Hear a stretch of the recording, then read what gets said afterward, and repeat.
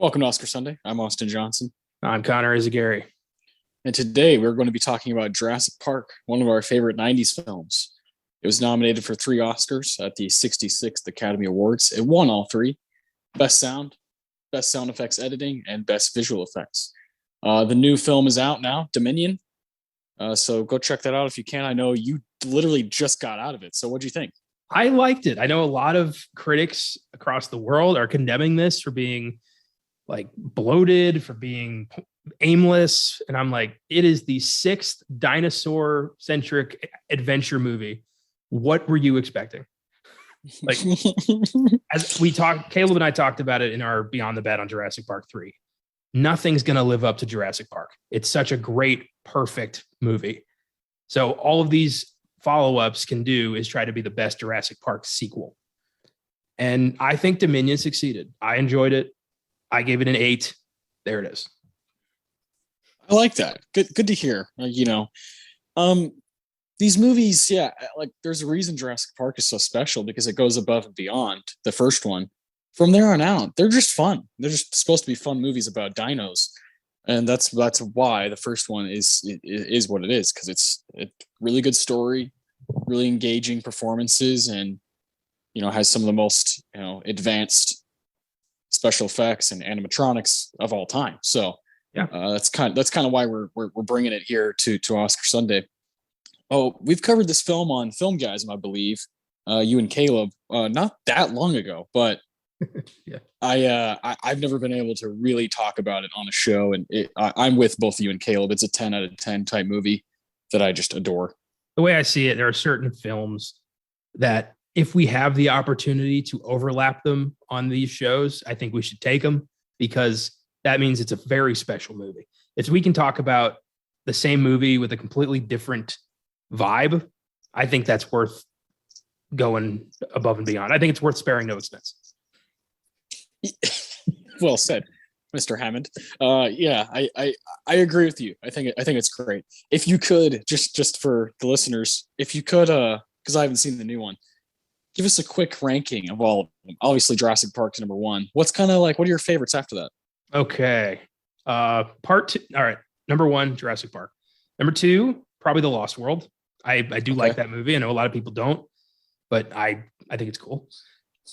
Then we've got Jurassic World, which I thought it has grown on me at first. I was like, this is all right, a little corporate, but that's the point.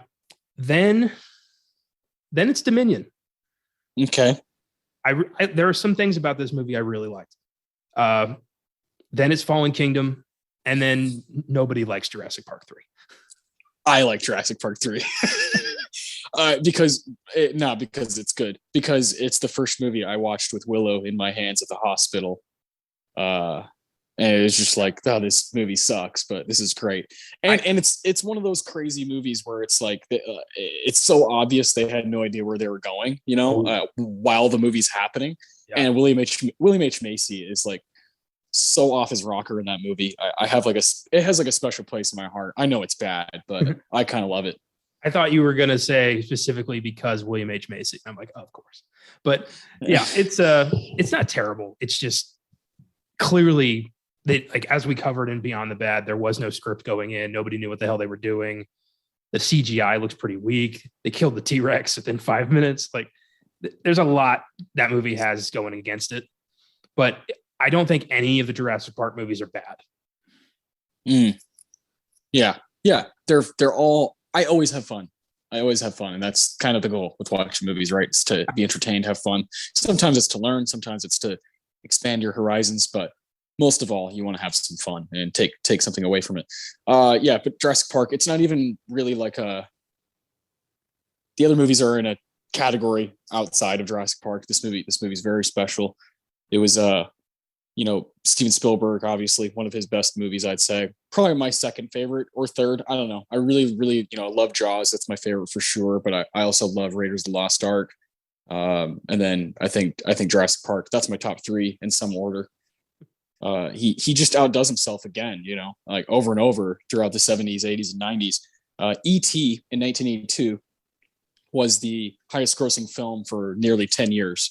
And then Jurassic Park came along, became the highest grossing film for 5 years until Titanic came out in 1997. And, now, of course, Avatar passed that. And then Marvel was like, hold my beer, and did it. They've done that over and over where they pass their own work. And Endgame is now at the top of the food chain. What is now? Avatar was re-released in China. I don't count that. I don't count that. It took the crown back. I'm sorry. I don't count that. Because Endgame did it, within an actual real calendar. It's bullshit. It's some shady, petty bullshit, but yeah, it's the chart. I can't argue with the chart. I can. I'll argue with James Cameron all fucking day if I can. God damn it, that movie. I just do not like Avatar. It's not one I ever really want to do on this show.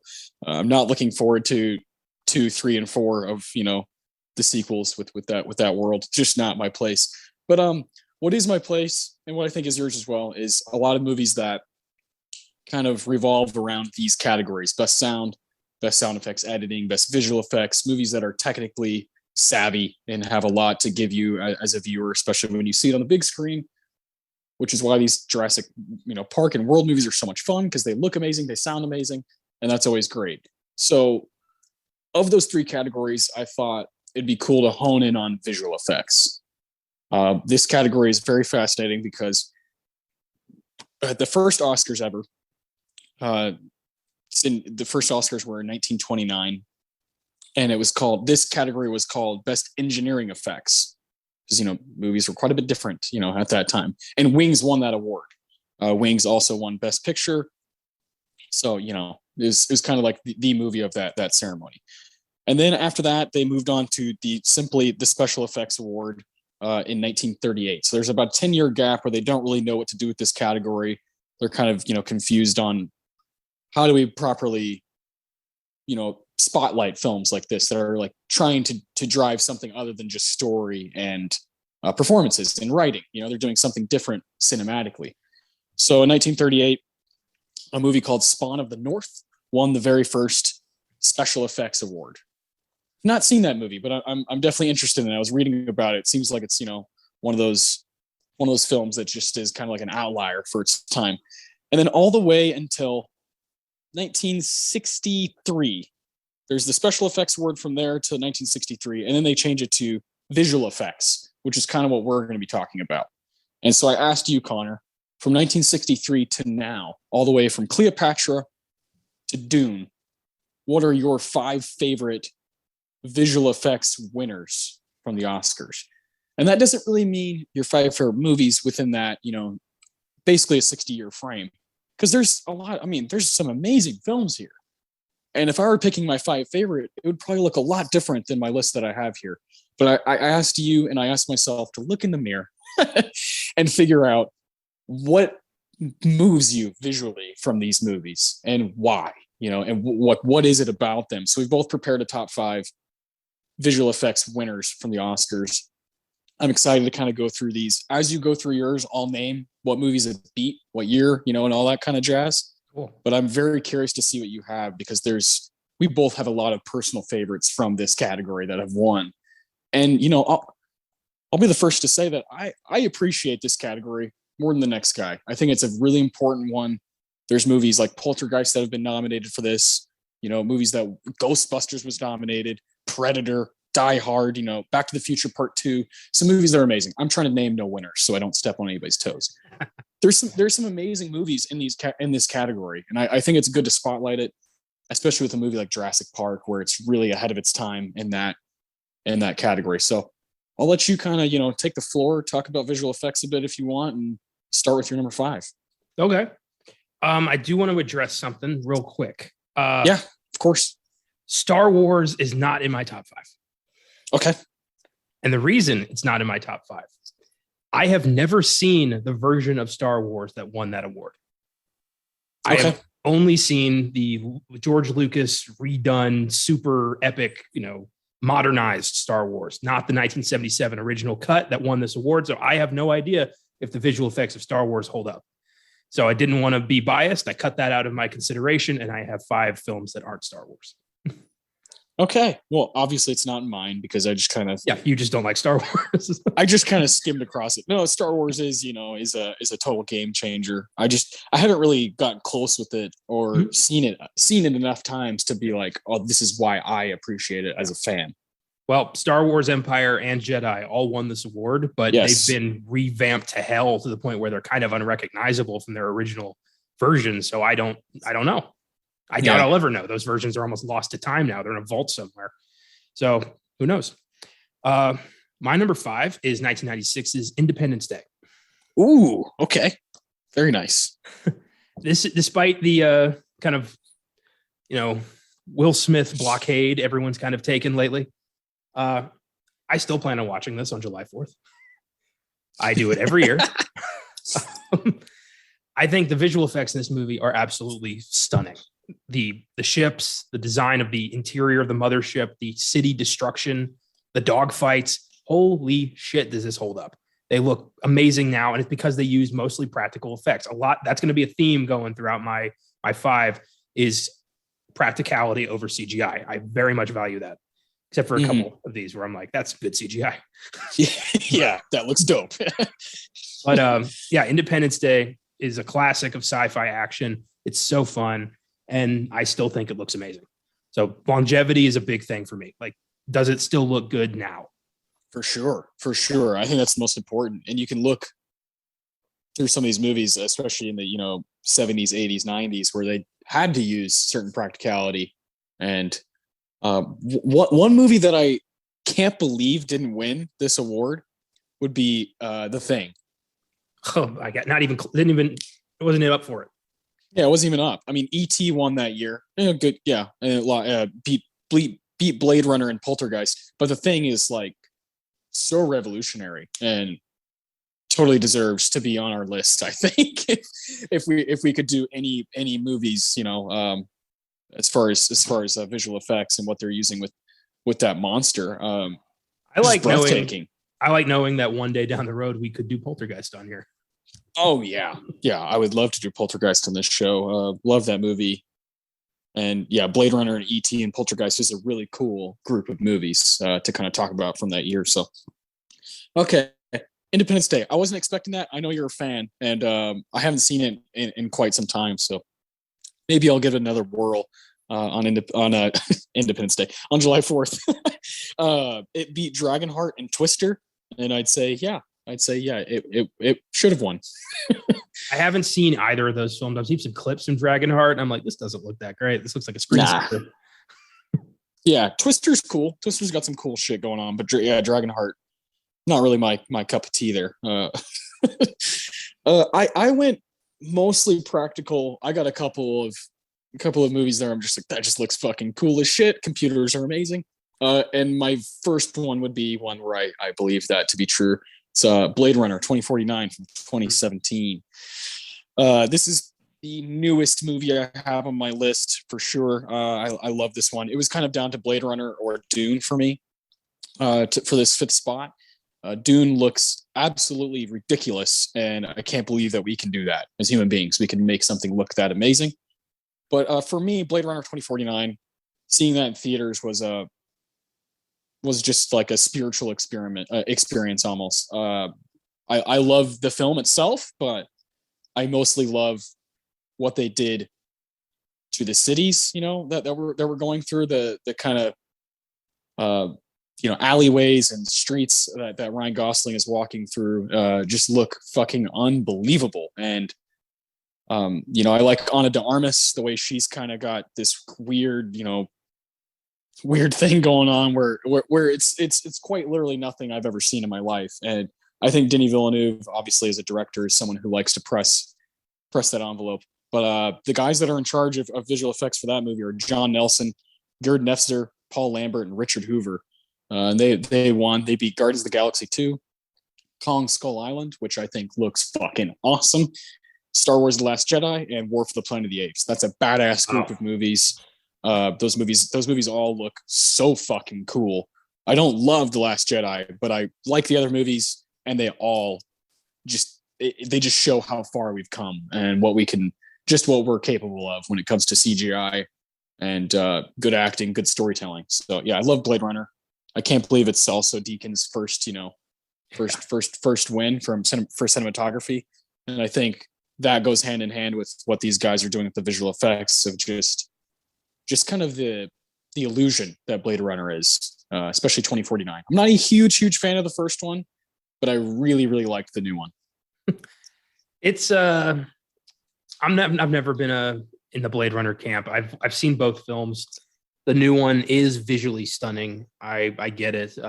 For me, I think the scene that won the award was probably the brief de-aged scene of Sean Young. That looked incredible.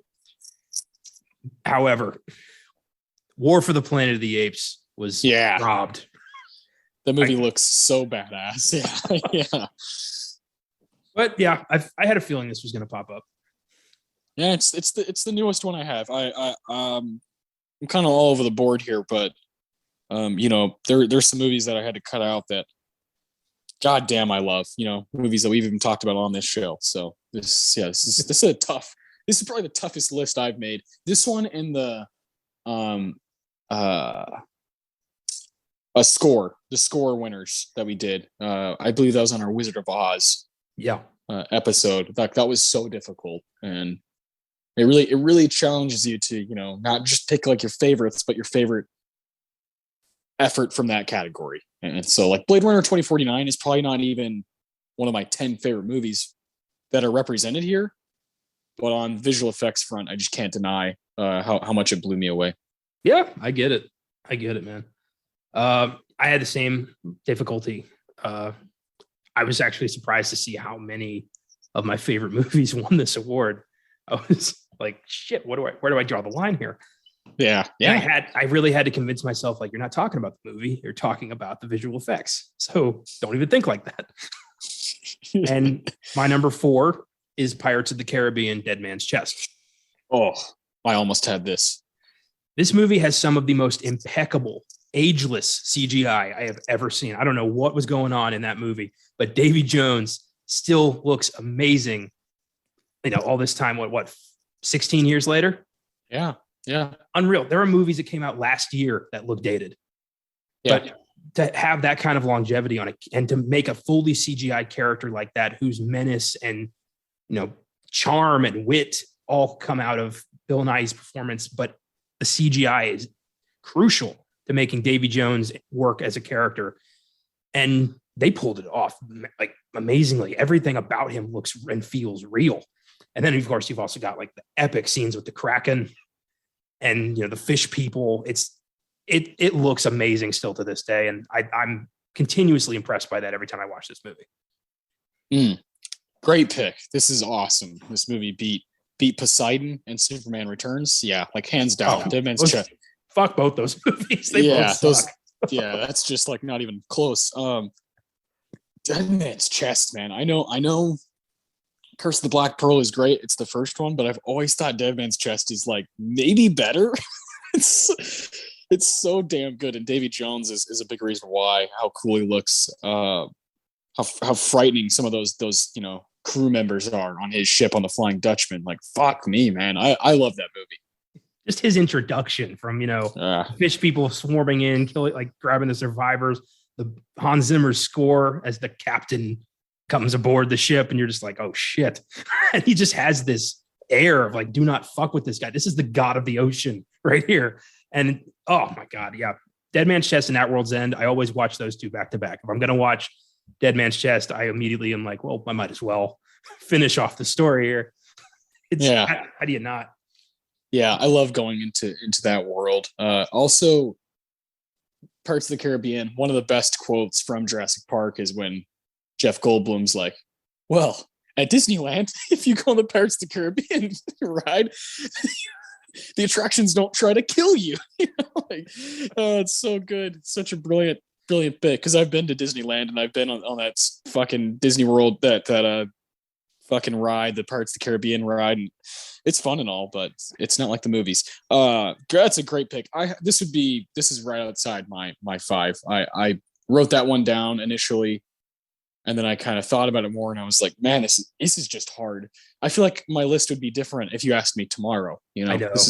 This is kind of what we're dealing with. John Knoll, Hal Hickel, Charles Gibson, and Alan Hall. Shout out to those guys. They all got an Oscar for visual effects for Pirates of the Caribbean, Dead Man's Chest. Pretty cool that all four of those guys get to walk away with some gold. It's pretty neat. I do like that. I wish the entire team would get Oscars, but that's just not feasible. Yeah, they can only have 3 or 4 guys go up there.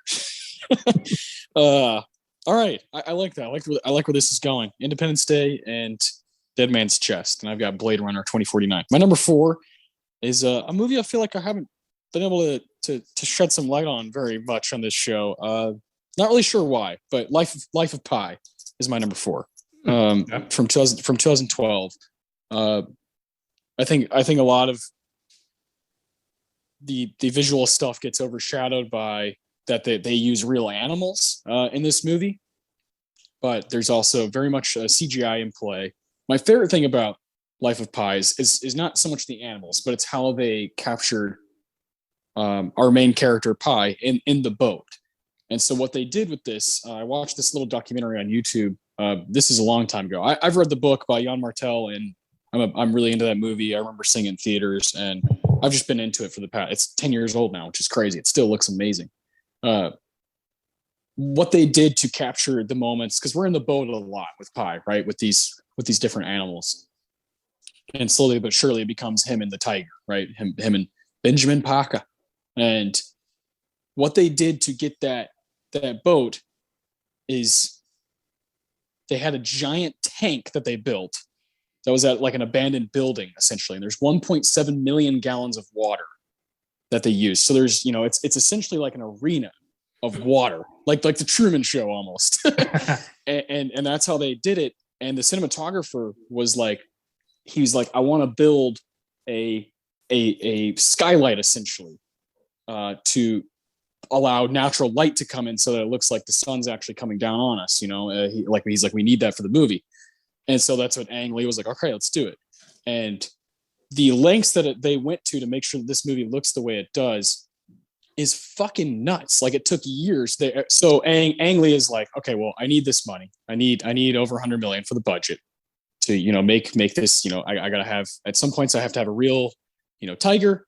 I have to have CGI tiger at times. This is the way it's going to go. It's a giant fucking Bengal tiger. And he's like, I also want it to be, something that's going to capture the philosophical side of the book, and that these animals represent different human beings, or vice versa. Sometimes you just have to read the book or watch the movie to kind of have your own take on it. But the fact that they built this tank, man, to make this happen, the water scenes in the boat with Pi and Richard, and I'm obsessed. I'm obsessed with that aspect of it, that they built this arena essentially of water. And I'm sure more movies that I realize do that kind of stuff. But when I was reading about Life of Pi, the lengths that Ang and the team were willing to go to make this thing possible, it was really cool and really inspiring. It made me like, I would love to work on that, like build this, giant water vat that they're going to have this little raft on, and, have real animals on it with the actors. It's just really cool. And I think it looks beautiful outside of that stuff too. There's some scenes at night where the night sky is reflecting on the water, and it looks crazy. It looks like an acid trip. It's fucking nuts. I can't believe that they were able to accomplish all of that 10 years ago. Ang Lee won Best Director for the movie, and it was up for Best Picture. It won like 4 or 5 awards. It's a really, really good movie. Really good book as well, and it's always been kind of dear to my heart. So when we were doing this, when we were both kind of like coming up with the idea to do this list, I immediately was like, oh, I might be able to talk about Life of Pi for a minute. I love that movie. I kind of wish it would have won. Wish it would have won Best Picture. Not a huge fan of Argo, and Ang Lee won Best Director. Ben Affleck not even up for not even Argo. Sorry, it's just not as good of a movie overall, in my opinion. So, but 2012, that's a tough year. Yeah, I agree. Life of Pi is a visual spectacle. I didn't know that it was like partly a real tiger, partly a CGI tiger. I didn't know that. Yeah, because when the tiger's attacking, they had to use CGI because it's like, well, Yeah. it's a 450-pound Bengal tiger. Like, you have to. No studio is going to insure that shit. Yeah. Yeah, exactly. That's wild. I remember I was supposed to read that book and I didn't. It's great. My sophomore year of the summer, I was supposed to read Life of Pi, Alas Babylon, and the autobiography of Benjamin Franklin. And it was the summer, and I don't work. So I don't do schoolwork during the summer. I don't care what the hell. So I was like, nah. And nothing ever came of it. Nobody ever asked me for a report or anything. Life just went on. I was actually kind of pissed. I was like, so if I had done the work, it would have been meaningless. You're saying there's no point. That's great. But I'm glad you read it. Yeah, I read it. I read it on the way to a flight from here when I was going to somewhere in Europe. I can't remember. I was young. I was like 15 or 16, and so it's like a 9-hour flight. So I just knocked it out during that flight. And I was like, no, this book's fucking cool. And saw the movie, was equally blown away by what they were able to do translating that story, because it's not easy. And Ang Lee's the man. Ang Lee is just one of the best. I love how that movie kind of makes you, or the whole story really, I'm assuming it was faithful to the book. Yeah, it is pretty faithful. Yeah, it is. The whole idea of like, did he have this fantastical experience, or was that a massive coping device for the horrific tragedy he witnessed? And you kind of have to make up your own decision on that. I love that. I thought that was really cool. I'd love to do Life of Pi on the show in the near future if you want. Oh yeah, I would love to. I think it's great. It beat The Hobbit on Unexpected Journey, Marvel's The Avengers, Prometheus, and Snow White and the Huntsman. The hell's that? Yeah, weird group. Yeah, that is an odd group. Yeah, couple forgettable ones there. Yeah, Snow White and the Huntsman. We might be the first people to mention that movie in like what, 10 years? A decade. Yeah. Yeah. Like the fact that we could do Snow White and the Huntsman on this show is like, no. Yeah, there's so few movies that overlap Oscar Sunday and Beyond the Bad. That is one of them. Yeah. Suicide Squad would be one of them. 2016. Yeah. Yeah. Good stuff. I don't know how to say all these guys' names, but I'm going to give it a go. Bill Westenholfer, Guillaume Rocheron, Eric Jan Boer, and Donald Elliott. I can do that last one. Donald's idiot. You killed it on Donald Elliott. Good job. Yeah, Donald Elliott. Great pronunciation. Yeah, those guys, they all won for Life of Pi, and hats off to them. I definitely think it's well deserved. And this is, I am now done with the 2010s for my list. I'm going backwards from here on out. So, but those two have, Blade Runner, Life of Pi just greatly affected me, and they're very much theater experiences that I'll kind of always hold in my heart. Nice. That's nice. That definitely can influence your opinion of a movie. It happens to me all the time. Oh yeah. When I was 14 and I saw Avatar, I was like, this is one of the greatest movies I've ever seen. And then 2 years later, I watched it at home. I was like, this doesn't hold up. This does not hold up. This is Pocahontas. Yeah. I'm looking forward to the second one just because I want to see, do people still care? Like, is Cameron going to win this one, or is everyone going to be like, no, we moved on a long time ago? I don't know, man. I am curious, but I definitely will not be like racing to the theater to see it. If I have time, maybe. I love that I get to say that again. Yeah. Because I would have been there opening night. Like, here I am. Burn the fuck out. Like, just give me the ticket. Yeah. Here's your $13.48, you bastard.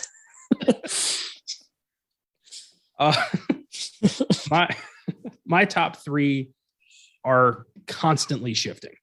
All same. three are hard 10s that I have loved my whole life, and are also mind-blowingly important to special effects in film.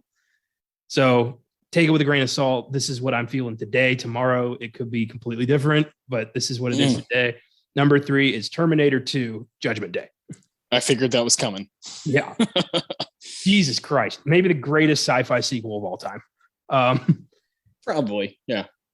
A perfect follow-up, an awesome movie, and some of the most groundbreaking special effects of all time. The T-1000. Cameron wanted to make Terminator 2 in the 80s, but technology hadn't caught up with it. He had to wait until somebody could develop the realistic CGI to make the T-1000 look real. And he held off till 91 when they had it and they made it. And what do you know? Terminator 2. I love that he was that patient. He's like, well, not yet. Let's wait till we get it right. Not a lot of directors have that kind of patience. And So cool. It's kind of blown up in his face now, but back then, I appreciate him having the patience.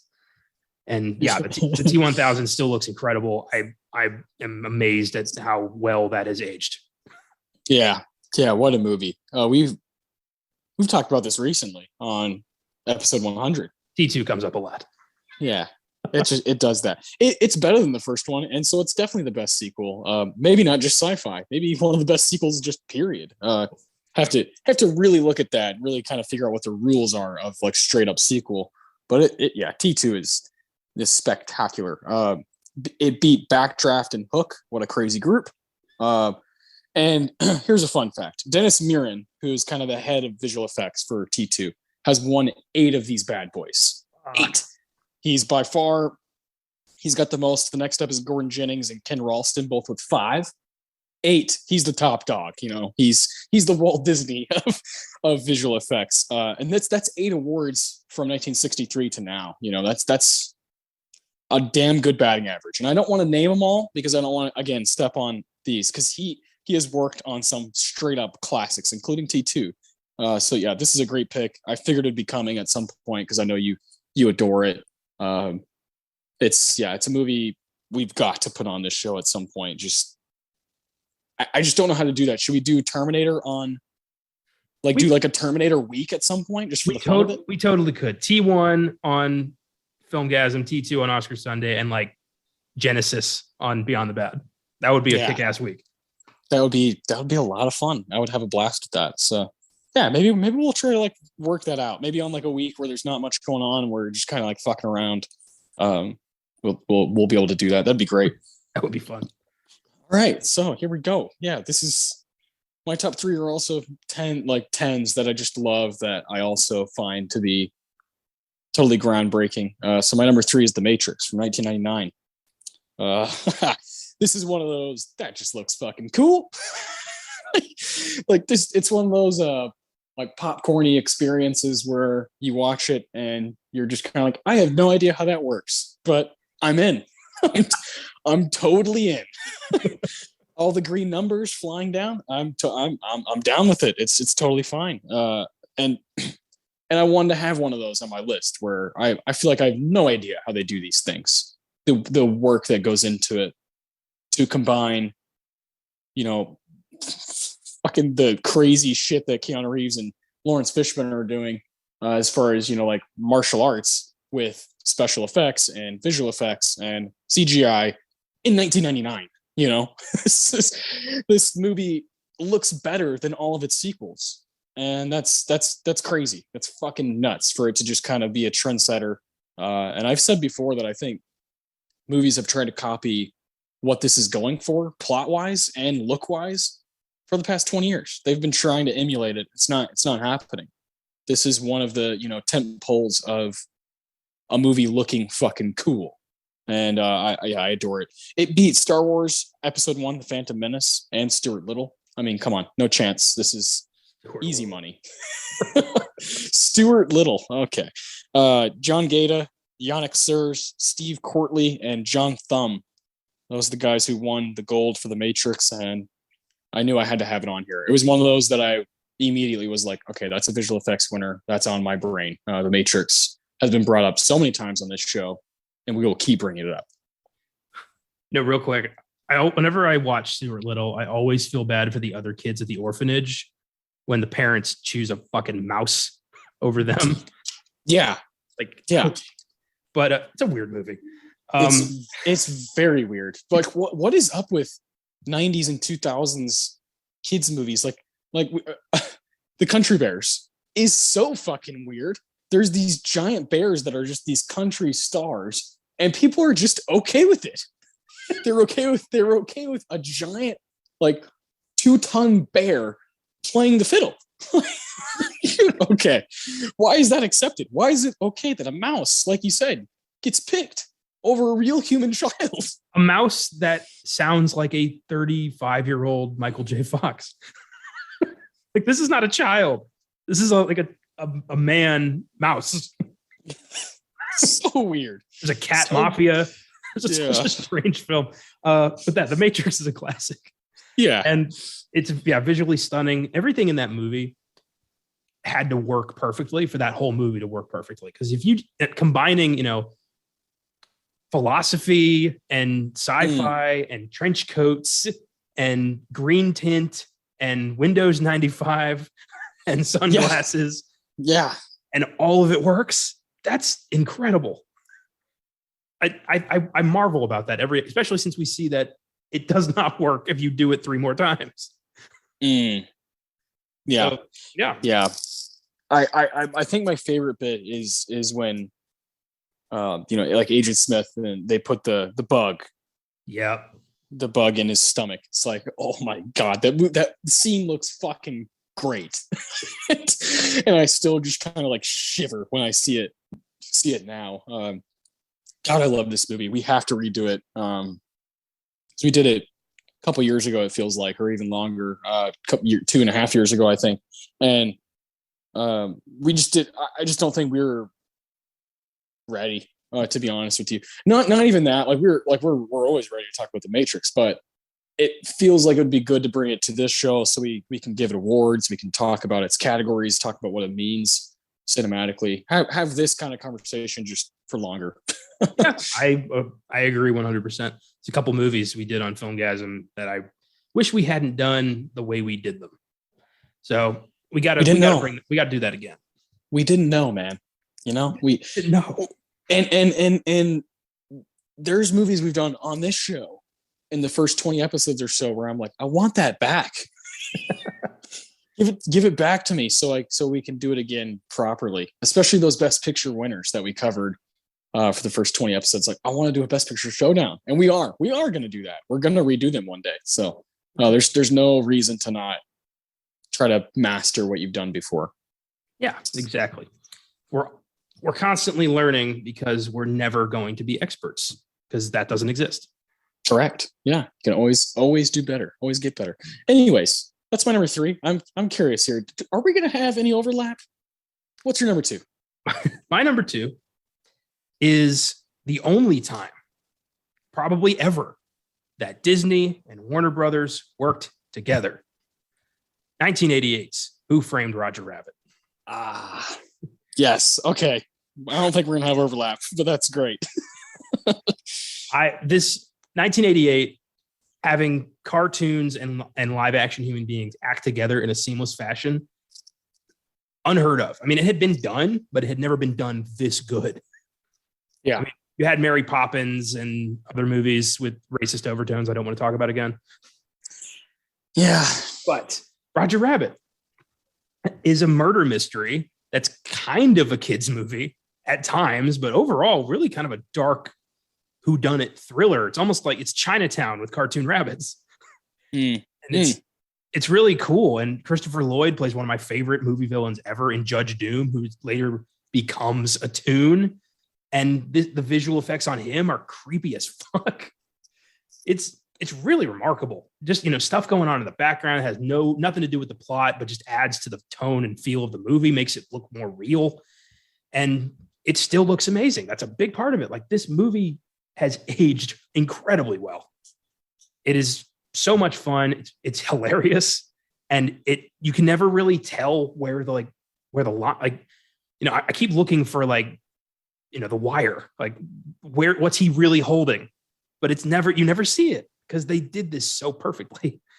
Yeah, Roger Rabbit. I adore that movie, and it is one of the best visual effects films of all time. Oh, we're going to be doing that movie soon, man. We're going to do this movie. I promise. Can't wait. We will do that movie. I know it's super dear to your heart, man. And I remember seeing this as a kid and being like, the fuck am I watching? Yeah. If you're not prepared, you're gonna think you're dreaming or something. It's a very strange. It's a fever dream type deal here, and it beat out Die Hard, okay, and Willow. What a crazy group! What a crazy group we have here. Yeah, man, this is one of Ken Ralston's 5 wins, along with Richard Williams, Edward Jones, and George Gibbs. Those guys really outdid themselves, and like you said, it's a complete trendsetter when it comes to morphing, an animated character or multiple animated characters and human beings in a seamless fashion. That's the biggest deal. That yes, it may have been done, but they broke new ground. Very much like Jurassic Park. Very, very, very much like the story in Jurassic Park, where John Hammond's like, I've just taken it to the next level. And I think Who Framed Roger Rabbit takes it definitely to the next level. It's a great pick. I should have known that was going to be on yours. That's so awesome. I can't wait to do this movie. I can't wait to rewatch it. It's been a long, long time, and it'll be really cool to kind of go into it this lens. I feel like we need to get Caleb on for that one, man. All 3 of us need to do that. They did a real quick, one quick fun fact I can't hold in. They did Yes. Warner Brothers and Disney, rivals for almost 100 years, really hard to, have some inter-studio cooperation with that. So their contracts were, you can use both sets of characters. You can use Goofy and Bugs Bunny and Mickey Mouse and all that, but both companies have to get equal amount of screen time. Nobody can have a little bit more than the other. They have to have the exact amount. So to get around that, they just had Bugs and Mickey have a scene and had Daffy and Donald have a scene. And that was it. It was like brilliant. That's all we need. Genius. Yeah. Genius stuff. Oh man. I love it. Good pick, man. That's a good one. That's kind of an outside the box one that really pushed the art form. And in a funny way too. Like you said, it's just like a weird fever dream fucking what the hell is going on here type movie. Definitely more for adults than kids, I'd say. Oh yeah. My number 2 is goddamn, probably my favorite movie from all of these winners, like just on a movie standpoint, but also the definition of ahead of its time, and it's Alien from 1979. This is not, good God, this movie has no business looking as good as it does. And every aspect of it, the practicality on this one is such a fuck you to where the movie industry is moving in the 80s. It is such a fuck you. Like, no, like this is how it looks good. This is how it looks cool. And I like guys like John Carpenter who stuck to that, with The Thing, movies like The Thing. And I think there are, some Steven Spielberg efforts that hold true to that while also being realistic about, okay, we got to put some CGI in there, make this movie move. But Aliens, like, really Scott and company are like, no, like we're going to build stuff and it's going to look amazing, and we're going to use animatronics and we're going to have a great story behind it and great acting and great characters, and less is more. Always less is more. And that's why Alien is so effective, because it doesn't show you too much. It leaves things to interpretation. It leaves things to imagination. And then just enough punch, just enough. Look at that. Holy shit. That looks so cool and so amazing. For 1979, this is a special one. It beat 1941, The Black Hole, Moonraker, Star Trek, the motion picture. And I'd say Alien definitely deserved that. Those are all like terrible movies. How did that happen? Yeah. Alien, just got handed the win here. H.R. Geiger, Carlo Rambaldi, Brian Johnson, Nick Alder, and Dennis Ayling. Those are the guys that you can, thank for winning that Oscar and being able to be talked about here on this list.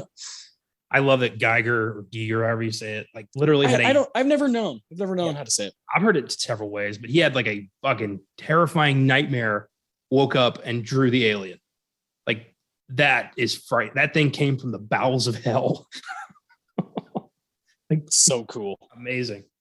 Yeah. And it makes sense. It's this weird, like almost unlike any other version of an alien, that you would think of. It's not the cartoonish weird one that you think of in your head when you think alien.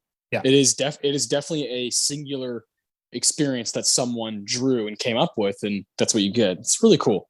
Yeah, it's like why are we? I love that we're so arrogant as a species that we think even aliens from another world are going to kind of look like us.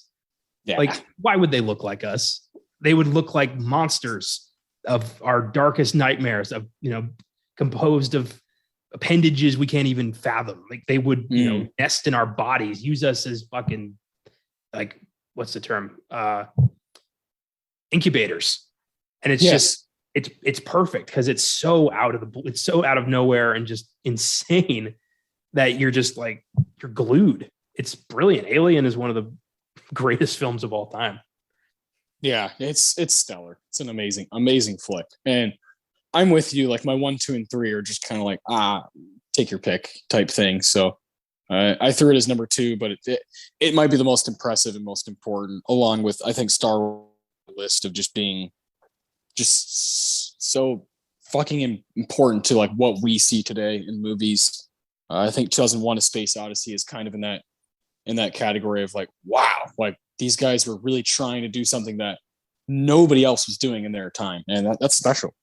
That's a big part of what I included in my list. Is this is stuff no one else has even thought of or has never attempted. And 2001 nearly made my list, but me too. I haven't seen it. It's been too long since I've seen it. Admittedly, we're both huge Kubrick fans, and I think we've been waiting to do it on this show to kind of like properly both rewatch it, check it out, because I think we're both kind of hesitant about it. Well, I feel like we respect it, but I feel like we're not, like, compared to his other stuff, The Shining and Doctor Strangelove, I feel like we're not as big of fans. Well, I also, when I first watched that film, I was in my senior year of college. I hadn't really explored what I've explored at this point. So I feel like now I've learned enough to appreciate what Kubrick's trying to do with this movie. So I want to give it another shot, do it properly with my current mindset on film. I think that's a very important thing.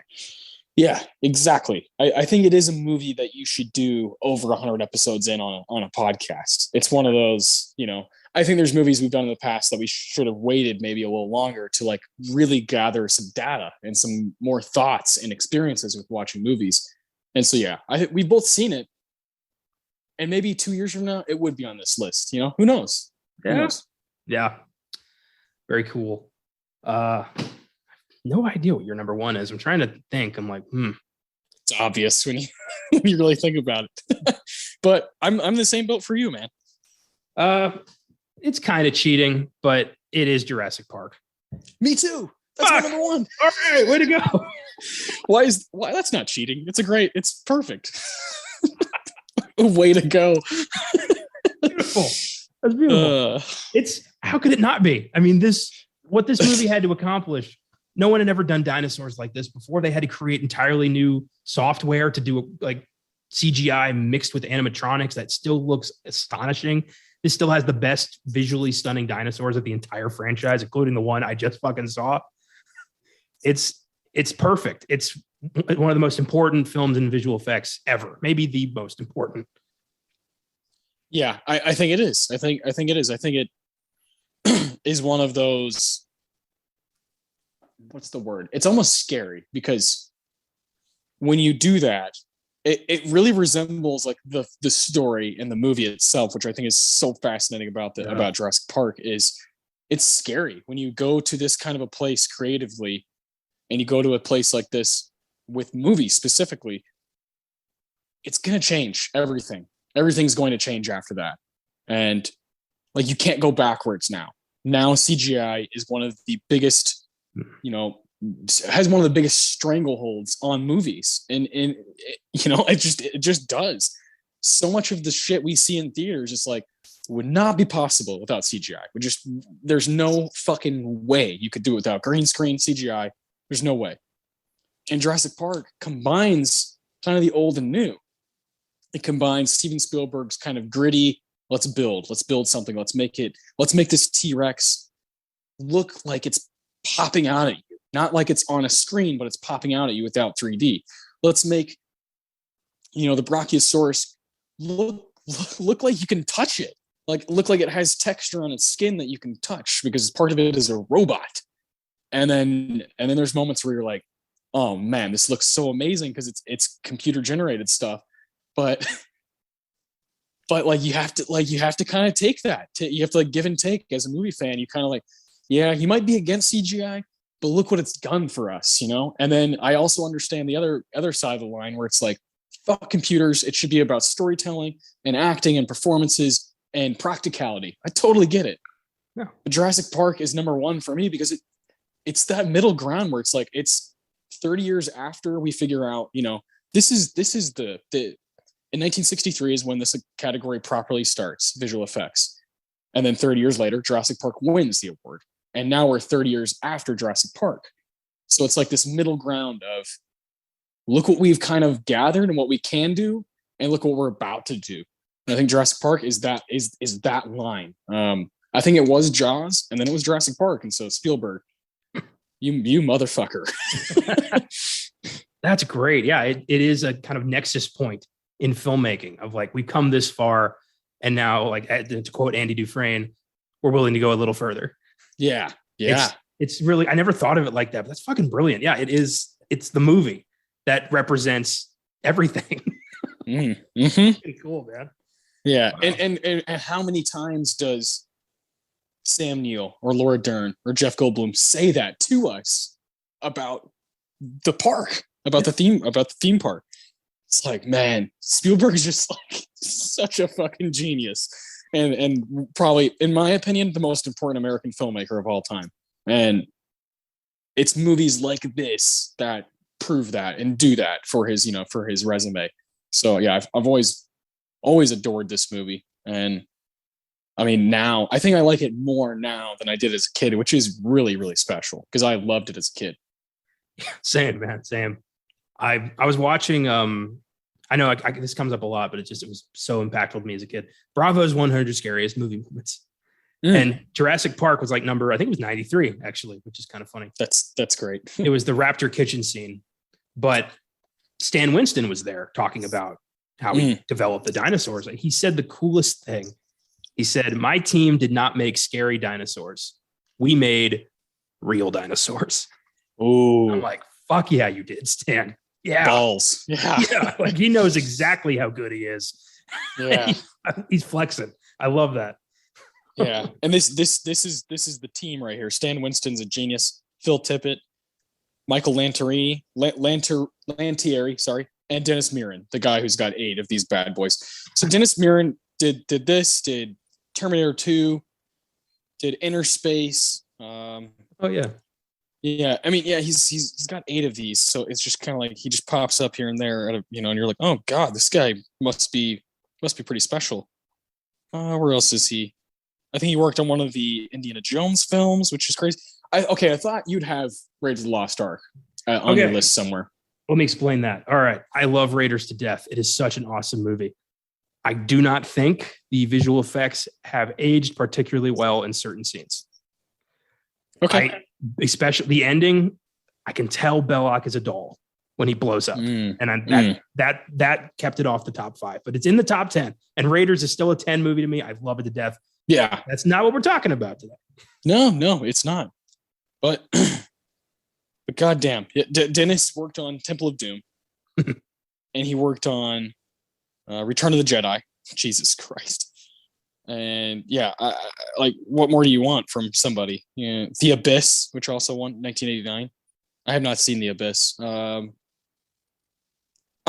had a hard time leaving out some of the more modern movies, but I was just kind of, I was like, let me pick a couple of them and then leave the rest, because it's not as impressive if you do it now. It's just not. Studios throw a bunch of fucking money at you. You have CGI out the wazoo. Like I love First Man. I thought Ex Machina had subtle, amazing CGI. Interstellar looks fucking crazy. Gravity looks great. I just don't know. Sometimes it's hard to compare that with Alien. You mentioned that, Ex Machina had the subtlety of it. To me, that's what it takes these days. Is I don't want to know you're using CGI. If you're going to win an Oscar, I shouldn't be able to tell. And that's the thing. Dune's great because I think it did have those moments, but a lot of films like The Jungle Book, like it's very obvious that kid's not riding a real bear. So that comes into play these days for me. Is like, can you successfully trick me? And when a film can do it, I'm like, fuck it, give it all the gold. That's amazing. Yeah, that's pretty wild, isn't it? Yeah. Yeah, I totally get that. Like Doctor Strange is like, okay, we get it. It's going to rely on that because that's just how the stories go. Yeah. But something like Gravity is like, wow, what all is real and what is not? Yeah. Like you said, when you question that and like think about that after you watch the film, like that's a big deal. Yeah, there's a Curious Case of Benjamin Button. What they do with Brad Pitt in that movie is fucking crazy.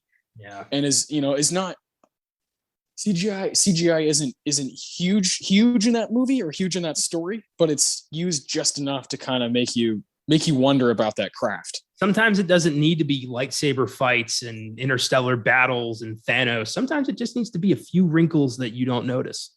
And that is the best kind of CGI for me. That's the best when you use it just enough, but not too much. It's like, fucking paprika. Just enough. It's the seasoning of film. Yeah, it is. It is. Spider-Man 2. King Kong. Lord of the Rings. Lord of the Rings wins this bad boy 3 years in a row. Surprised neither of us had those.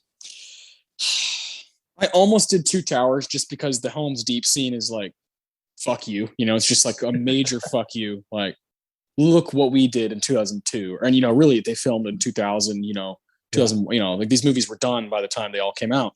And that movie just looks spectacular for its time, especially that last battle. Gladiator, I think Gladiator looks fucking awesome still. I don't really get like what was the visual effects part of Gladiator? I'm not sure. I'd have to read about it, but I think it's probably the setting mostly. Oh yeah, that's right. Like ancient Rome. I think a lot of that is kind of like is green screen or whatnot. I'm not totally sure. I'd have to, and that's like a cool question to have. Like, what is it? Yeah, that's a good point. Because Russell Crowe looks great, and he's fucking doing some of his own stunts, and that's great. Djimon Hounsou is amazing in that movie too. So also, they did have to kind of create Oliver Reed for his final scene. That went into play, I bet. That's probably not very easy 20 years ago. Oh my god, that's barely easy now. Yeah, it still doesn't look very good. Yeah, man, there's some great winners here. Superman won in 1978 with no competition. That always makes me laugh. Yeah, some of these early years, there's only one or two movies. You mentioned Mary Poppins, that won at the 37th Academy Awards. Thunderball, Fantastic Voyage, Dr. Dolittle. Yeah, I mean, there's some movies we've brought up or talked about at some point on this show, and I adore this category. I think it deserves way more recognition. Yeah, for sure. I don't like that the Oscars have deemed certain categories lesser in recent years. I think that's bullshit. I think it is insulting to all these people's work. And I want them to kind of backpedal on that and give every award the same level of reverence, because making a movie is not fucking easy and every piece of it matters. Yeah, I totally agree, man. The technical words always being in the back of the bus is like such a slap to the face. I was listening to a guy kind of go on a rant about that. And he was saying the Oscars, if anybody, the Oscars should be at the forefront of saying, look how hard it is to make a good movie. And look how cool it is to recognize those people who made a good movie, and I couldn't agree more. I think, of course, we love to see, the Brad Pitts and Leonardo DiCaprios go on stage and take their gold and give a speech. But I would also love to learn more about the guys who are really making what we see for years and years. Jurassic Park, it's just, we wouldn't give a shit if it was just Sam Neill and Jeff Goldblum talking in a car the whole time. We wouldn't give a shit. It's because there's dinosaurs walking right next to them. That's just the fact of the matter. Yeah, very true. I would love if Spielberg did that though. Just like build this movie like dinosaurs, and it's just three paleontologists talking about life for 2 hours. I mean, I might watch that. Who am I kidding? Watch it, absolutely, but I'd be a little disappointed. Yeah, I'd be like, where are the dinos? Or if Jaws, you just never see the shark. You're like, well, I'd like to see him for a little bit. At least kill Robert Shaw. You know what? Actually, that would actually be kind of cool if Jaws never did show the shark. All you saw was the fin and just the mayhem, but you never actually saw the beast. you basically don't until late. So yeah, I mean, kind of what Alien did. I mean, yeah, you don't see Alien that definitely. thing till the end. They wait till the last second. You're like, okay, is this called Alien or not? and then bam, Alien's very much about the fucking mystery within of like, who is the rat? You know, and it reminds me of the thing in that way where it's like this thing, this otherworldly thing is making everybody question each other. Like I love when movies do that. Oh man, I wish if the thing was a winner, you would have it here, right? That would 100% be on my top 5 if the thing was a winner. It'd probably be like my number 2 or 3. Yeah.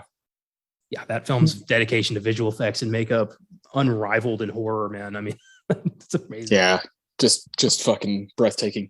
Yeah. Anyway, this has been a lot of fun talking about this aspect of movies. We spent nearly an hour just kind of talking about this, and I could keep going. I love it. I think we very clearly could have made top 10s, you know, and got away with it and had some fun. So neither of us mentioned the 3 Lord of the Rings movies, you know, Star Wars, Indiana Jones. Like these are monumental movies. So I think looking at this category really shows like what was the trendsetter from that year.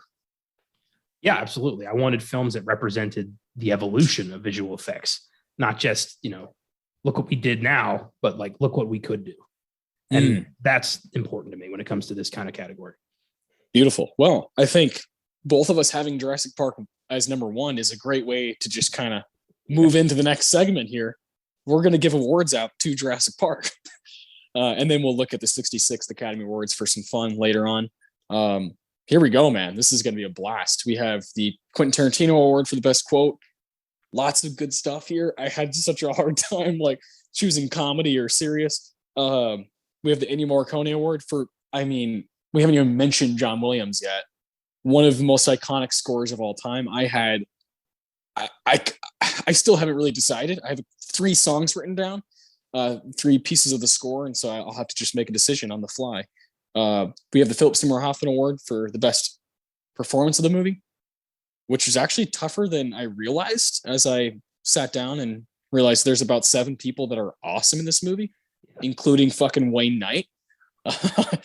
And then we have the Roger Deakins Award for the best scene of the movie, which also has there's about 10 rewatchable scenes that you could just pull up on YouTube or something, and you're like, this is the best. So this is gonna be great. I'll let you kick it off with your Tarantino whenever you're ready.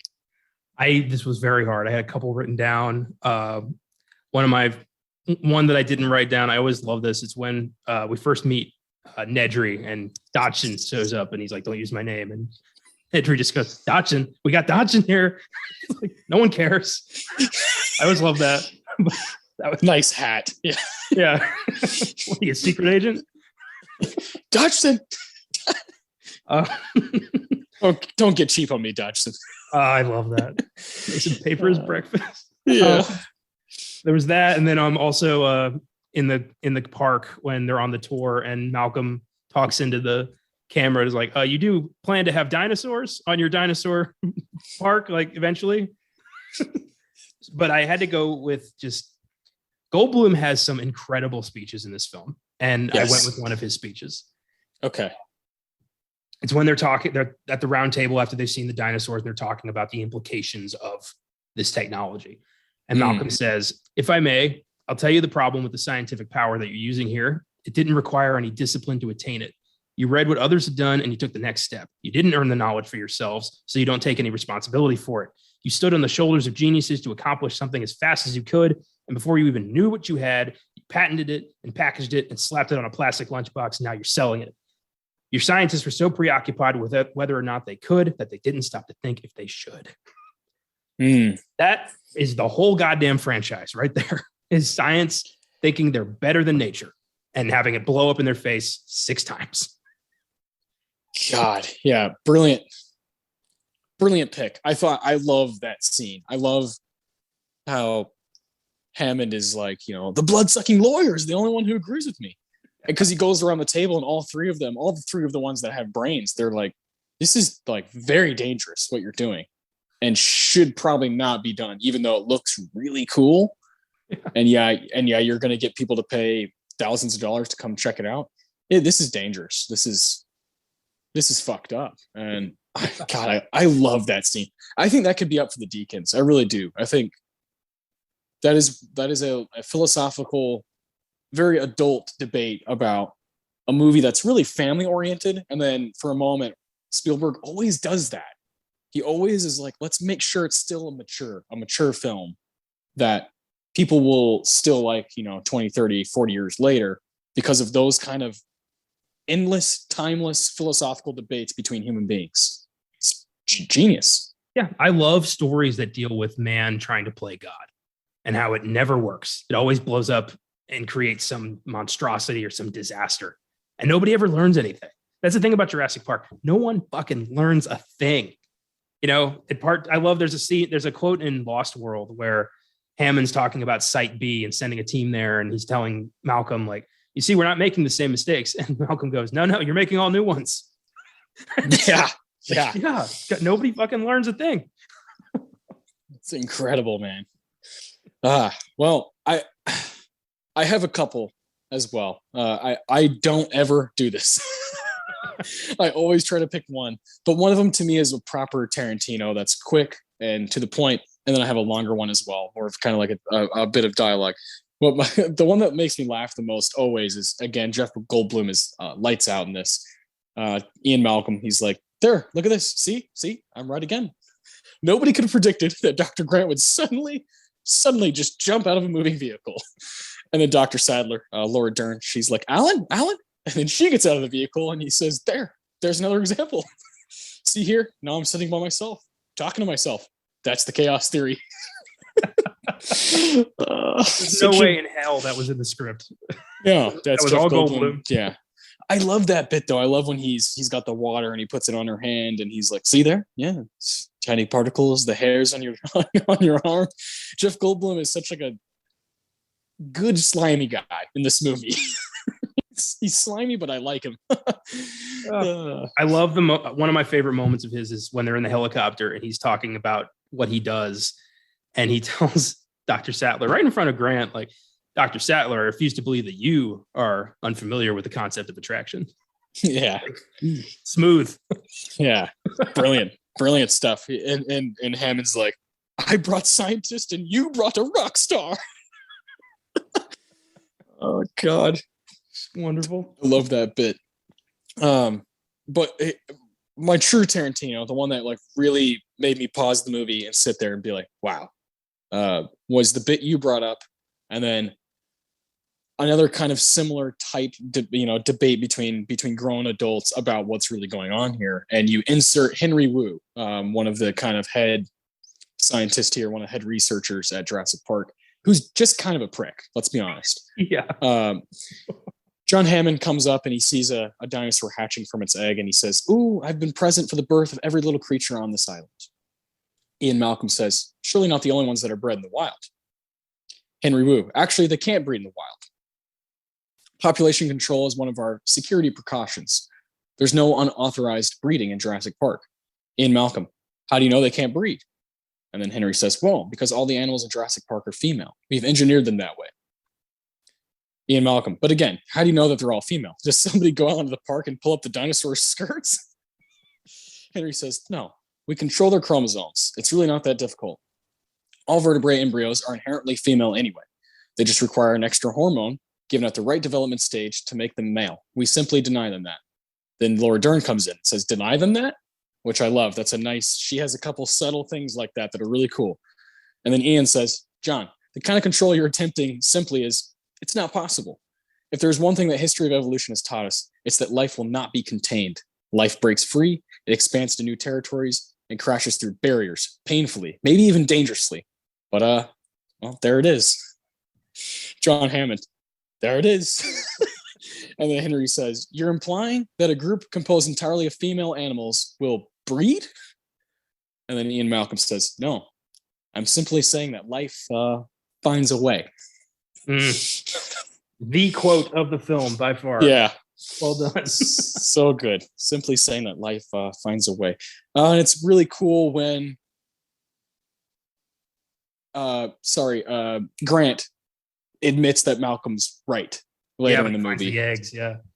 That's such a like beautiful moment of Grant just realizing just kind of the power of where he's at.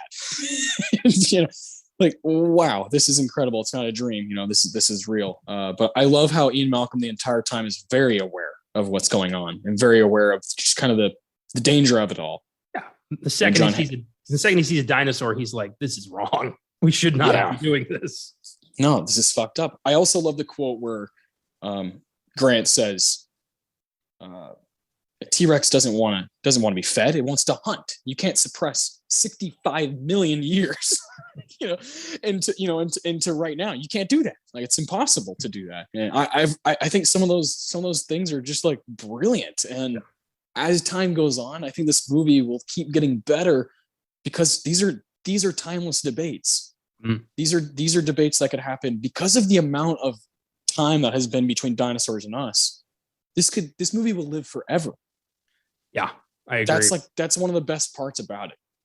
One of my favorite lines that I nearly had was when Malcolm is sitting in the car with Dr. Sattler and Grant trying to look at the T-Rex, and he just like mutters under his breath, God creates dinosaurs, God destroys dinosaurs, God creates man, man destroys God, man creates dinosaurs.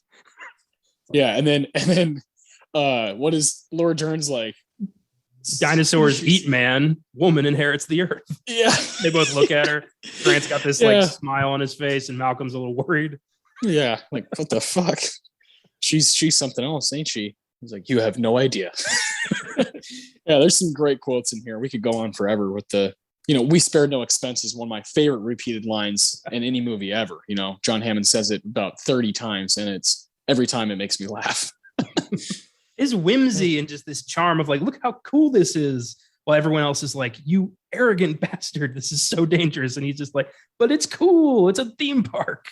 And he doesn't realize it till like way later when he should have. And yeah, it's great. Yeah, I've decided to not endorse your park. So have I. I love that. That ending is so good. Oh man. All right. Here's to me is the real deal here. The Ennio Morricone Award for best piece of music from John Williams and one of his best efforts of all time. So many iconic moments in this movie revolve around what John gave us. He's probably the best to ever do it. So what do you got? What do you got for the Ennio? When we were doing the Beyond the Bed on Jurassic Park 3, Caleb informed me that there is a singular right answer to this award. And he grilled me to see, like, do you have it? And when we were done recording, I told him what it was, and I did have it. And it is Welcome to Jurassic Park. It's when the helicopter arrives at the island and that sweeping theme plays. This amazing, adventurous music. And you're like, what am I in store for here? Yeah. And I think it's, one of the most iconic film scores of all time. I think it speaks to Williams' genius that this isn't even one he was nominated for. Yeah. Crazy. Unreal. And I think that year took it for Schindler's List, right? Yeah. Yeah. So he was just cranking them out. Yeah. And just tearing it up. Him and Steve just hanging out, making great stuff. Unreal. And yeah, this is beautiful and really cool. And there's so many musical moments in this movie that like go from like, adventurous to horrific to tragic to regretful. Like, it's such a beautiful score.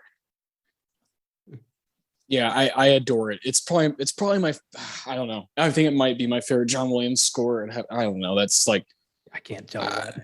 It's like nearly impossible to really do that. But I think every single track is just a banger. It's just like so lights out. One of my favorites is when Wayne Knight is stealing the embryos. That music is fucking intense. As it starts raining and he's got like 18 minutes to figure out what he's gonna do, he gets a gnarly send off in this movie. I love how incredibly like unprepared he was for all of this. Like when he's asked to go steal the embryos and he's like, I think I'm gonna go get a soda. Does anybody want a soda, some pretzels or something? Like just being incredibly conspicuous and they don't even care. Yeah, I think I'm gonna go to the snack machines. The snack machines, anybody? Samuel Jackson's like, this motherfucker. Please. I hate this hacker crap. Yeah. I love it. I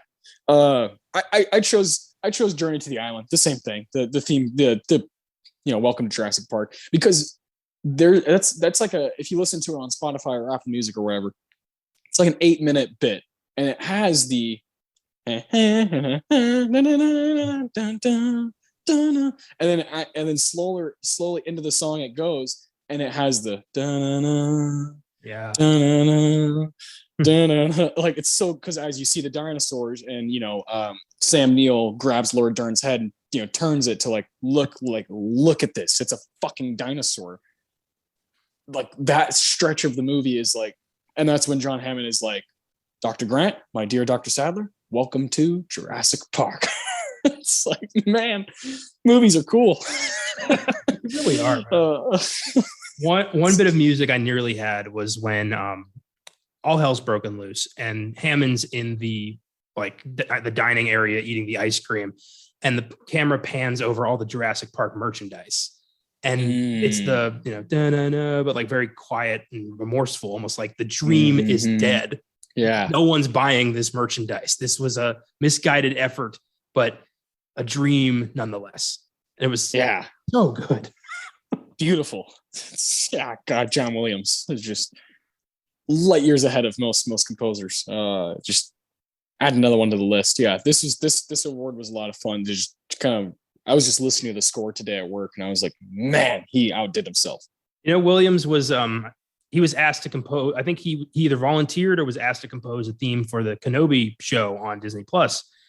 And he doesn't do the music. He just composed the theme, but he cranked it out in like half an hour. It's fucking awesome. Like, how does he do it? Crazy. He just wrote it on a piece of paper, like, use that. I can't believe that guy, Yeah, it's like, it's fucking stupid.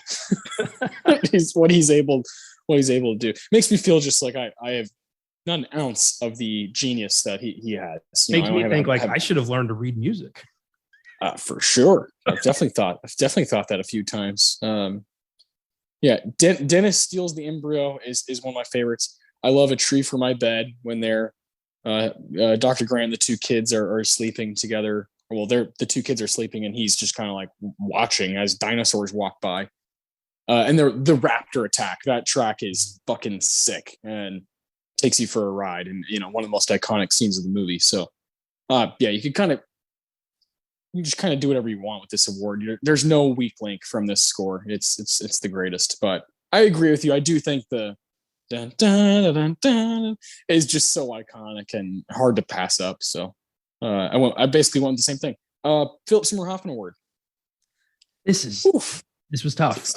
There's so many great iconic characters in this movie. Like, this one of the few movies that has the perfect union of actor and character, where I can't imagine anybody else playing Dr. Grant or Dr. Sattler or Dr. Malcolm. But ultimately, I had to go with Richard Attenborough. Wow. I love it. John Hammond, for one specific reason. This character is a monster in the book.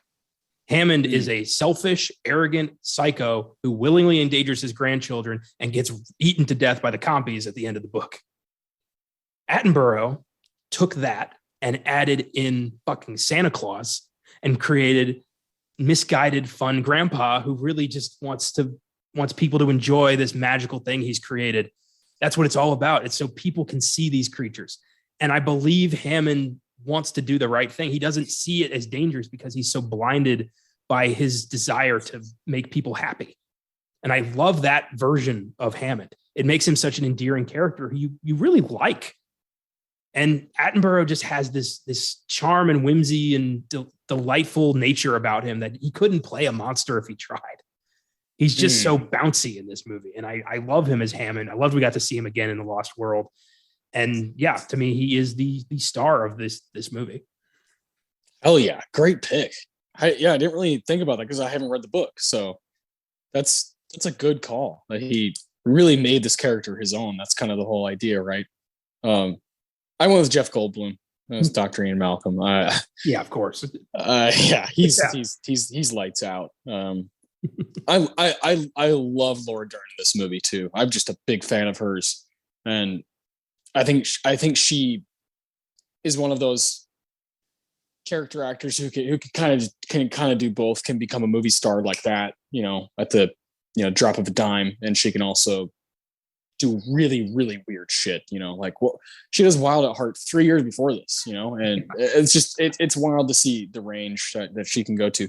But Goldblum is the fucking man in this movie, from his choice of costume, what he's wearing, how he talks. But like I said, he's kind of a lovable douchebag. Like, he's kind of like, yeah, this guy might be kind of slimy, but man, he's smart, and he really understands philosophically what's going on here and sees right through it and is very skeptical. I love, like you said, when he looks on the camera and he's like, are we gonna have dinosaurs on this dinosaur tour? I love the flirting with Dr. Sadler. I love him and Laura Dern have a really good chemistry, and then him and Sam Neill later in the movie have an awesome chemistry, where they talk about women, they talk about like, look where the fuck we are. Like, how did life bring us here? It's really cool. I love how he gets hurt. I love the scene when the T-Rex is chasing them on the Jeep, and he's like, move faster. Let's go fast. I love all that stuff. I think it's brilliant. I think he's amazing. But I don't think there's like a wrong answer here. If you said Wayne Knight, I wouldn't be mad. He's amazing in this. I had Goldblum written down this morning. It changed over the course of the day. But I love Jeff Goldblum in this because, again, the character of Ian Malcolm in the book, also pretty self-serving, kind of an asshole. But Goldblum brings his charm to the role and makes you like him. Yeah. There's never been a Goldblum character I didn't like, except for maybe the rapist in Death Wish, but it's like his first movie. Yeah, we can forgive him for that. Yeah. But yeah, I love when him and Sam Neill are talking about marriage, and he's like, yeah, I'm always on the lookout for a future ex Mrs. Malcolm. It's like, brilliant. That's a great character insight right there. Yeah. I love the weird, like, sexy way he's posing when he's in, like, healing up at the place. His shirt's open. He's like he's on fucking Calvin Klein model. Yeah. So good. Decisions. He makes a lot of amazing, ballsy, just fun decisions, and that's like one of my favorite things about any performer. So yeah, it's been Jeff Goldblum probably for a long time, ever since I first saw this, most likely. Or really, he could be like the PSH goes to the T-Rex, like that robot is putting in some work. Yeah, fucking Raptors. One guy I do think is underused is the guy who played Muldoon. Oh, yeah, I forget his name. I think it's Bob Peck. Clever girl. Yeah. I wish we'd gotten to see this guy in action more than once before Raptor ate his face off. In my opinion, the route I would go, because I love like honing in on a character from like something iconic like Jurassic Park. I like honing in on a character that didn't get a lot of screen time, like him, and giving him like a prequel of some sort. I think like a movie where he's the man and he's like, fucking, let's get our hands dirty. Let's fucking get in there and like fuck with some dinos. Like, I want to see that. I want to see that guy, because he is, the stuff he's talking about. He's like, they never attack the same point in the fence. They're looking for weaknesses. They remember. You're like, I could listen to this guy forever. Like, after watching Lost World, like, we know about Site B. We know this guy's been working for InGen for quite some time. We know he's got experience with the Raptors. So I would love to see a movie where he's like herding the Raptors on Site B and shit gets, goes haywire. Yeah. That'd be awesome. God damn. I would much rather watch that than William H. Macy, fucking around. Yeah, Kirby Paint and Tile Plus. Fuck that. I'll say my like only gripe, and this isn't really a gripe. This is just kind of me being a cynical bastard. Is the two actors who play the kids are not very good in Jurassic Park. They're not very good, especially the girl. The girl's bad.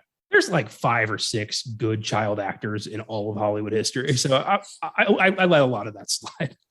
I do too, but as I was watching it, I was like, man, she does not know how to like deliver lines. She's like, oh, I know this, it doesn't go with the rest of the movie. It's like, oh, damn. One thing that made me laugh, the guy who played the kid led a massive Twitter campaign to be cast in the new movie as like a return, like cameo thing. Spoiler alert, he didn't get it. Yeah. Nobody knows who he is, nor does he look like the kid from 30 years ago. I just find that funny. He's like, it's time to go back to work with like a Jurassic Park poster, and nobody bit. Yeah, no thanks. That's brilliant. I love it. All right. Last award here before we kind of finish off with the 66th Academy Awards. The Roger Deakins Award for Best Scene of the Movie. This is tough. I knew what it was the second I watched the movie because it's always been this scene, but I could have gone with, the arrival of the T-Rex or the raptor attack or, the first time we see a dinosaur. But to me, my favorite scene of this movie is Dennis Nedry's comeuppance. When he, fucks up, goes over that hill, tries to tow the car out. I mean, at that point, you're like, the fucking boat is gone. He's going nowhere. Yeah. And then he stumbles onto the Dilophosaurus, the frilly thing, and he starts playing with it with a stick, and those fuckers light him up. It's so satisfying. This guy who destroyed this whole park for money and is gonna just such a vicious death. This knowing because I know I keep doing this in the book. That black shit melts his eyeballs. Awesome. Like it's pure like acid. It's like fucking alien. And also the thing starts ripping him apart gut first. So he is alive. Like it's a vicious, the book's a horror story straight up. And there's elements of that in the movie, but Spielberg toned it down because he needed that $1 billion box office. Fair enough. But yeah, I think Wayne Knight is great in this movie. He's such a slimy piece of shit. And you just love watching him get his. And then the Barbasol can disappears. Oh yeah. So good. Just drenched in mud. Yeah. I love that. I love that bit. That's such a good pick. And the music behind that whole scene is frightening. Just the like the weird shrill noise always freaks me the fuck out, man. Yeah, they're like weird, like and he's a good boy. Just hearing him scream as that thing rips him apart in the Jeep. It's, God damn. And the Jeep is just shaking. You're like, no one's ever gonna see him again. Even in part two, like Malcolm mentions like 3 deaths under your watch. Like they don't mention Nedry. Nobody fucking found him. Yeah. Jesus. Fucking scary. He just got shredded to bits. Yeah. Which is great. He deserves it. But that's a great plot line in the movie that we like obviously need very badly. That a guy who does not care about the well-being of the people visiting, doesn't care about his dad's, like what's really going on. I love when he's like, okay, dad. And Samuel Jackson's just continually shaking his head like, oh, this fucking guy. The moral of this story is never leave the IT stuff of your massively dangerous dinosaur park to one disgruntled employee who you are clearly underpaying. Yeah. I don't want to hear about your financial burdens anymore. I love what he says to Dennis, though. He's like, I don't blame people for their mistakes, but I insist that they pay for them. Yeah. That's foreshadowing right there. Hammond. 100%. Yeah. So good. You will pay, Mr. Hammond. Oh man. I chose one of the ones that you kind of mentioned. It's when the T-Rex shows up. Like, good God. This is when the movie gets going. It's like, I would say an hour in, or maybe a little less than an hour, maybe 15 minutes into the movie. Yeah. And from there on out, it is a ride. It's very similar to the formula of Jaws. Once they get on the boat, it's like, buckle up.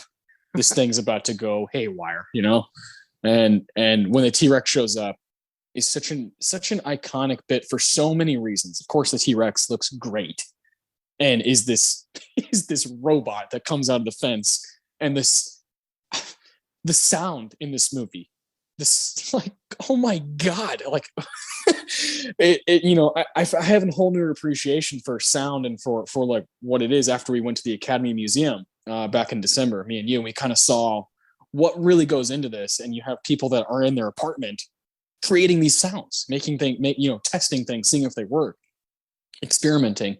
I would love to be the guy who's in charge of get that T-Rex fucking roar, get it down, make it scary, make it weird, make it put you on your fucking, on your ass, I love when the T-Rex just fucking roars still as much as I did as a kid. But then you have all the other things around it. Before the T-Rex actually gets there, you have the boom, boom, and you see the water ripples. Genius. You have the goat. Where'd the goat go? And then boom, it flies on the car, and you're like, holy shit. You have the reactions from the different characters. The two kids who are experiencing it, the lawyer who runs off and gets fucking destroyed, and you have Sam Neill, who's the only one who's like, don't move. Its vision is based on movement. So if you stay still, it won't attack you. And you have Jeff Goldblum, who's like, man, fuck this shit.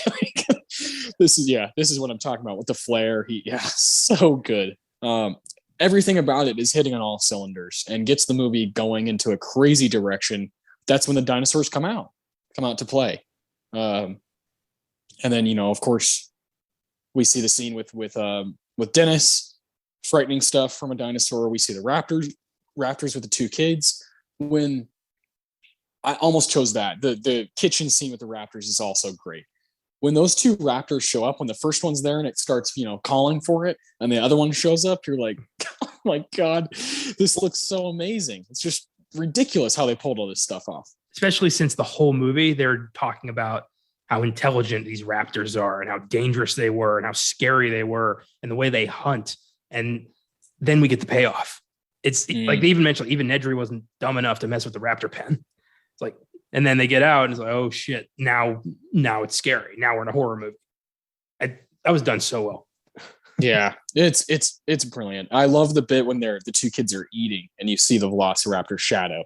The jello just shaking. Oh man, such a just beautiful scene. Big, what does he call him? Big Tim, the human toast. Dude, when Grant grabs the fence and like fakes him out, I always want to be like, you asshole, now's not the time. No, it's not. It's not the time. Like, are you delirious? Like, you need to go to sleep, old man. Yeah. There's so many good bits. A couple fun facts about the T-Rex. The noise, the roar is a mixture of a dog, a penguin, a tiger's snarl, alligator gurgle, and a baby elephant squeal, all at different frequencies. Come on, that's movie making. That's magic. And also, the lawyer is the guy who gives Steve Martin a motel room for $17 and a nice watch. Yeah. Good call. Yeah. The blood-sucking lawyer who's wearing like a blazer and shorts. Like he's got like a matching blazer shorts combo going on that it just doesn't work. It just doesn't work. Yeah, that's brilliant. That T-Rex arrival is maybe the most iconic scene of the movie. It's the introduction of one of the greatest movie villains ever in the T-Rex, a staple of this franchise. Found out it has a name. It's Roberta. Awesome. Roberta. Because they're all female. Yeah. It's supposed to be the same Rex in all 6 movies. It's the same Rex. It's crazy. I love that. Yeah, that's really cool. Yeah. Awesome stuff. Yeah, brilliant. I fucking love this movie, man. It's it's perfect. I really have no qualms with it other than a couple things, and those are pretty minor, so I can always forgive them. It's a 10 out of 10, like pretty easily, and I will go to bat for this movie forever. It's that kind of a thing. It's not. If I were to make a personal favorite movies of the 90s, it might not be in the top 10 or 15, but it's one of the best I've seen. Like, there's no question about it. It's one of the best. How can you not love this movie if you're just a person who enjoys storytelling? Didn't we do that on Filmgazm? We did that. That was a long time ago. Yeah. I wonder if Jurassic Park was on our list. I don't remember. Neither do I. I don't remember at all. I know at some point I probably talked about Pulp Fiction. We probably both talked about Pulp Fiction, maybe Shawshank. I know your number one was Magnolia. I know that. Of course, yeah. Fight Club might have been in there. Big Lebowski is definitely on there for both of us. Yeah. Yeah, that'd be fun to go back and just do again, or just listen to, just see how different it would be now. Yeah. Because these lists that we do, they're tough, man, and sometimes it's based on the day. Sometimes. Exactly. Yeah, they're all dependent on how we're feeling at the time. It completely changes. It's arbitrary as hell, but it's fun. Yeah. Yes. exactly. Which I have no problem with it. Well, let's finish this thing off, man. This has been a lot of fun. I love praising movies that are just iconic.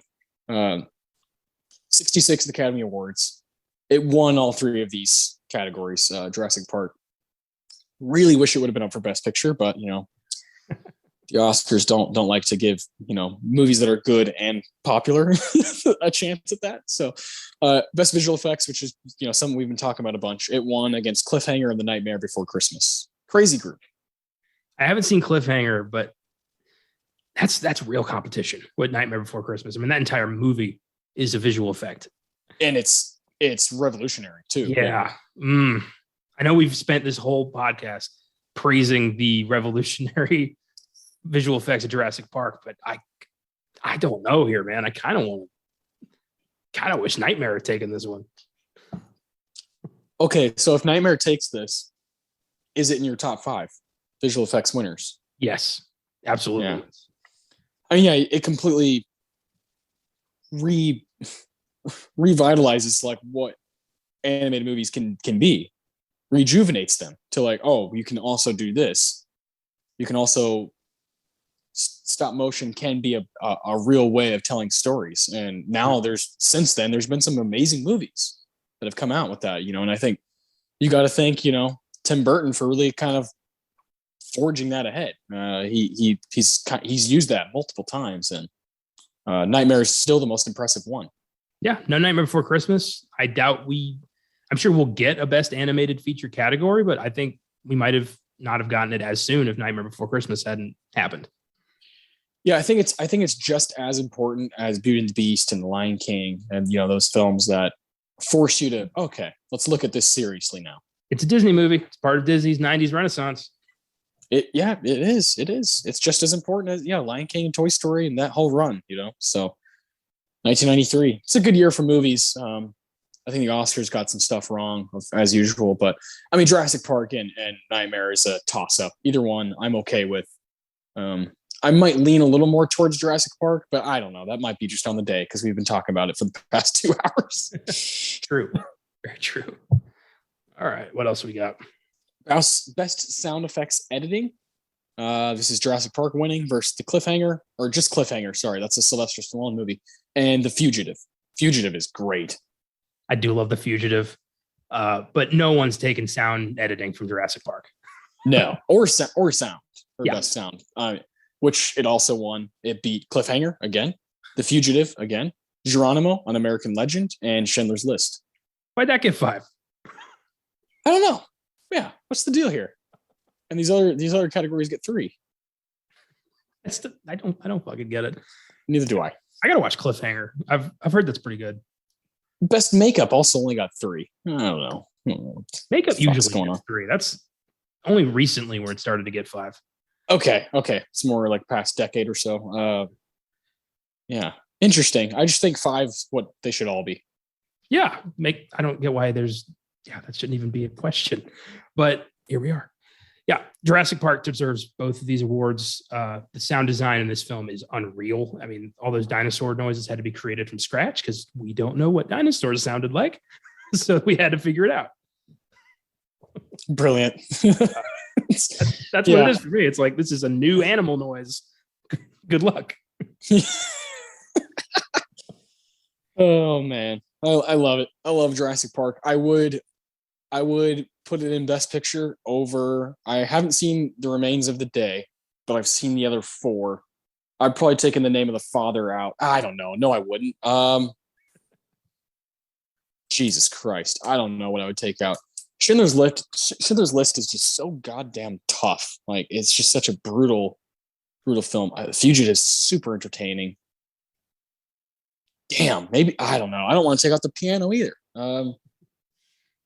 This is hard. I've only seen The Fugitive, so I don't really have a dog in the race here. I still have not seen Schindler's List.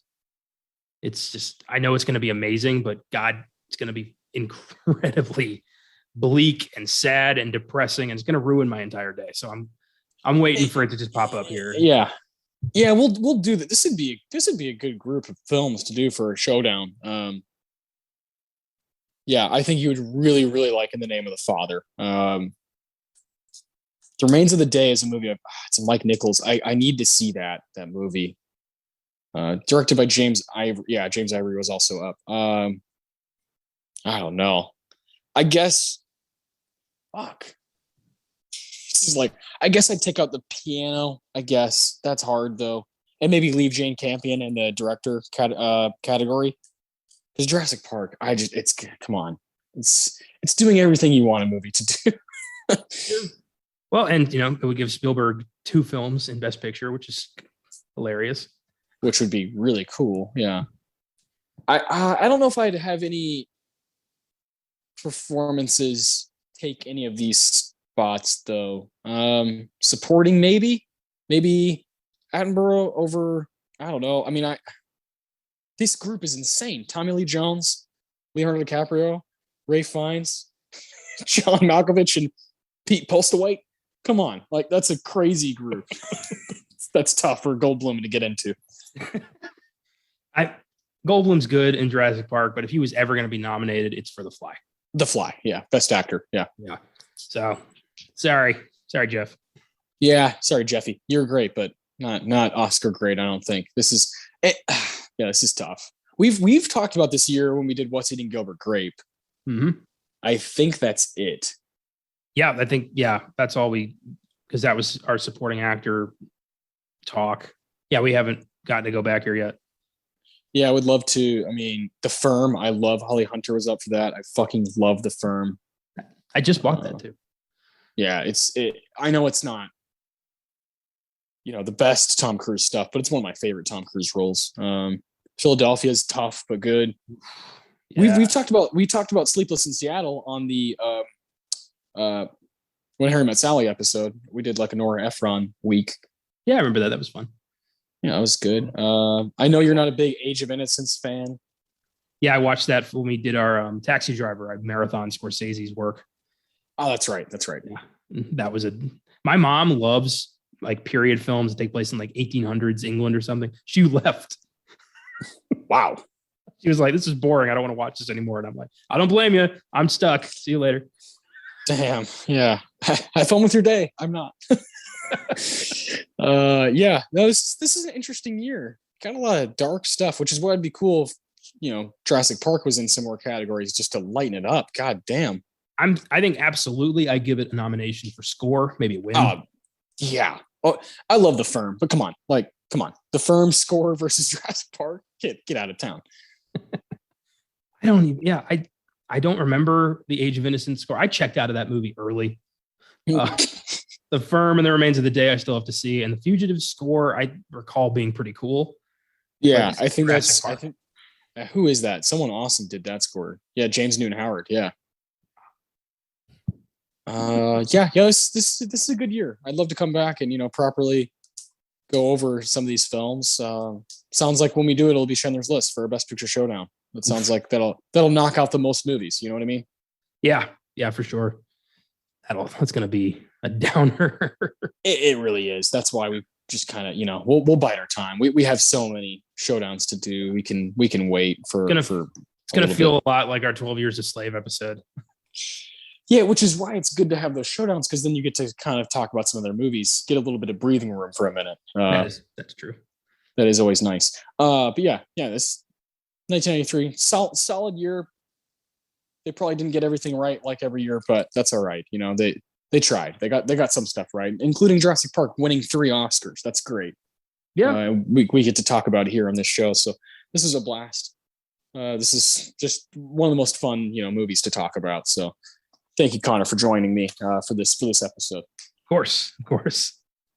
Next week, I'm getting married in about a week, so I will not be on next week's episode, which is covering Toy Story 2, 1998 or 1999. Sorry, 1999, and the 72nd Academy Awards, I believe. So that'll be Connor and Caleb kind of taking over that episode. I'm sure they have something cool planned. We've done 99 recently, but the reason we're doing Toy Story 2 is because Lightyear comes out. So we want to kind of, spotlight Buzz. And I think Buzz is amazing in Toy Story 2. I think it's Tim Allen is just fucking out of this world in that movie. So I think it'll be fun to kind of do that. You have the Zurg stuff in that movie, so I think it's a good kind of like callback to Lightyear. We've also already done Toy Story, so we're gonna slowly move through the Toy Story franchise on Oscar Sunday. So that'll be cool. I love that all four have nominations. It's one of the few like full franchises we can do here. And Lightyear will probably be up for Best Animated Film, so we can do that as well in the future. So yeah, we'll be able to do 5 technical Toy Story franchise type movies, and that's great stuff. I'm excited. I'll probably see Lightyear at some point next weekend. Like I said, I'm getting married, so I'll have to kind of figure out. I'll probably do it after all that, maybe on Sunday or Monday, because I'm getting married next Saturday. So I'm excited, man. You'll be there. You're one of my groomsmen, so I'm ready for that to happen. It's the exciting time, but I feel like I should step down from podcasting, because we usually record on Thursday or Friday or Saturday, and we kind of have stuff going on that I kind of have to be at. Yeah, you can't just say like, I got to leave the rehearsal early, I got a podcast. Yeah, exactly. So, which you also have to be at the rehearsal, so I'm wondering how you're gonna do that. Maybe you'll have to do it on Thursday night. Oh yeah, we've already worked it out. We're gonna do it Thursday. We're all set. Perfect. That'll be great. I'm excited to hear you guys. Last time y'all did one together, I think, was the Oscar prediction type episode on episode 95, and then before that, y'all did Skyfall. Y'all did on here. So, and we were way the fuck off on those Oscar predictions. Let me say that. Yeah, we'll leave that in the past. It's fine. It's great to have Caleb on the show. I wish he could be on it more often, but he also has, Beyond the Bad always going. And next weekend, you guys are going to be doing Joe Dirt on Friday, which I fucking love Joe Dirt. I've had it on my shelf for years and years. It's one of those stupid comedies that I just can't get enough of. But on Wednesday, here we go. This is a big deal. Episode 193. We're getting close to that 200. We're going to be doing something real cool for that. But a personal favorite of yours, Connor, and I'll let you speak a little bit about why you love it so much. The Count of Monte Cristo is going to be happening on Wednesday. Why do you love this movie so much? Oh, dude, I don't know. It's revenge, it's love, it's danger. It's amazing. It's everything. It's the French Revolution. It's not the French Revolution. Well, kind of, yeah. But I'd love also just like best friends betraying one another. Like to have your best friend be the one to put you in prison because he's in love with your girl. That's a great story. And then for him to just, learn how the world works and learn how to fight and read and write and become a count to destroy this guy's entire existence. How do you not fucking adore that story? It's a swashbuckling adventure. Guy Pearce in his most evil fucking role ever. This has been a firm favorite of mine since I was a kid, and I can't really tell you why. It's a movie that resonated with me and never left. I love that. I remember doing one of those top 10s, and you talked about this movie like way back on Filmgazm. We did top 10 decade stuff all the time, and you talked about this, and I was like, what? I was blown away. This is like completely out of left field, and I love that. I love when you find those movies. Certain people have those favorites that they just hold on to, and this is one of yours. So it'd be cool for you to finally go down that road and properly rewatch it and be able to talk about it for a couple hours. So I'm excited for you, man. I know how it feels. It's a good feeling. Yeah, it's great. I feel like I've gotten to do that a lot lately, like with The Fly, and it's gonna be fun, like with The Godfather. Like I've had some heavy hitter like movies I adore we've got to talk about lately on our shows, and here we go again. And then I get to do Joe Dirt, which I also love. So different kind of love. Yeah. It's been loads of fun, man. These shows are great. And real quick before we go, if you're still with us, thank you. But I felt like it'd be cool to just do this on air real quick before we go. I've been doing this project where I'm taking data from all of our Best Picture showdowns, right? So what I figured out is we've done 15 of them. 15 total. That's about, because usually there's 5 in every category, but we've also done some recent ones. We did 2013, 2016, and 2020. So those all have, 8. A couple of them have, 2 of them have 9, and one of them has 8. So, we've done 80 some odd movies, right? for this show on those Best Picture showdowns. And so what I did was I organized them by year. The earliest one we've done is 1946, 19th Academy Awards, Best Years of Our Lives, It's a Wonderful Life, The Razor's Edge, The Yearling, and Henry V. And what I did was I'm trying to figure out what of these is actually my favorite. So I'm putting down my rating next to each movie, like how we rank them basically. And I'm also putting a 1 through 10. So like Best Years of Our Lives has a 9 for me. It's a Wonderful Life is an 8. Razor's Edge 6. Yearling 5. Henry V 5. So it has an average of 6.6. That is the lowest of any of the Best Picture showdowns we've done. Can you guess what the highest is? 1948. Well, that wasn't a showdown. That wasn't technically a showdown. It wasn't a showdown. God damn it. We kind of did when we did Treasure of the Sierra Madre. We kind of went back. I guess that one just feels so much like a show because it was kind of the same. Wait, that would probably be close though. Wasn't that our first showdown? Oh no, that was first... the awards. That was the awards. Yes. Hamlet was when we started the awards, which shame on us. That was the first movie we did. We did awards. Yeah. Okay. I'm leaning towards Silence of the Lambs. No. This year is 2007. Okay, that's my second. That has a 9.0 overall. This one has a higher rating than 9.0 overall for all 5 movies. Okay, so it's a 5er. Yes, it is a 5er. 99? No. That one was actually kind of low because Cider House Rules sucks. No way in hell it's in the 80s. Well, we've only done one 80s. We've only done one. We did 81.